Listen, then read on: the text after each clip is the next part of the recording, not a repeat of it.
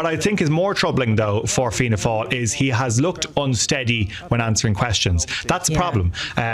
Nervousness begets more nervousness, and tricky answers and not being able to answer questions.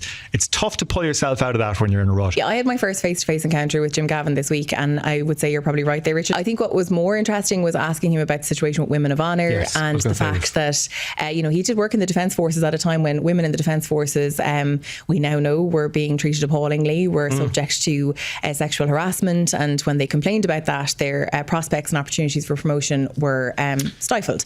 And when we asked him about that, and I said, did you know about that? He said, I work shoulder to shoulder with women, and it's amazing what women of honour have done, and I've praised them.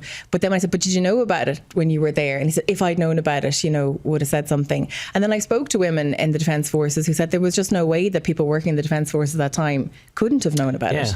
Is it kind of useful that Heather Humphreys' biggest controversy, such as it is whether her husband has participated in Orange Order marches, and it kind of seems like it's particularly relevant? No, not that I'm aware of. No, he's not.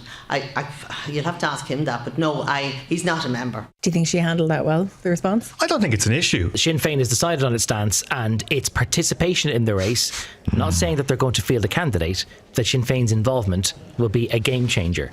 Now, I would read that as saying Sinn Féin are not going to put forward a candidate of their own. I would read that as saying that they're going to back Catherine Connolly, because it would be objectively game changing for all of the opposition parties to all be behind a single candidate. It's never happened before. The fact is that Catherine Connolly's campaign does need a bit of juice. It does need a bit of a leg up.